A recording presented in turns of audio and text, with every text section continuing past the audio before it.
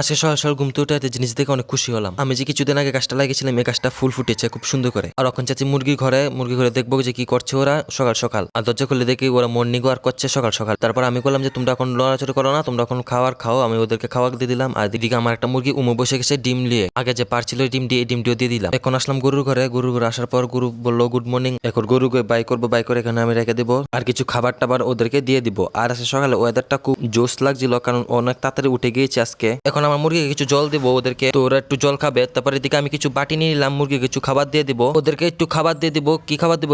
কুড়া আর কিছু ধান দিয়ে দিব। আর এখানে আমি কিছু জল দিয়ে দিব ওদেরকে। আজকে অতিরিক্ত গরম দিয়েছে, তাই ওরা আজকে সকাল সকাল জল খেয়ে নিচ্ছে। ফার্মের পিছিয়ে কিছু জায়গা খালি রয়েছে, প্ল্যান করছি ছোট্ট মোট্ট একটা জিম খুলবো। আর এখানে আমি বাইক দিয়ে বাজারে যাচ্ছি, কারণ ফ্যান আনতে হবে, কারণ মুরগি ঘরে অনেক গন্ধ উঠে গিয়েছে। আবার মুরগি ঘরে যদি গন্ধ উঠে তখন কিন্তু সাপ এসে ঘরে বসে থাকে। এদিকে ফ্যানের ট্যানেল দিয়ে সেটাতে পারে আমার সাইকেলটাকে ধুয়ে ফেললাম। আজকে ব্লগটা কেমন লাগছে সবাই? যদি ভালো লাগে একটা লাইক করে পাশে থাকো। রাধে রাধে।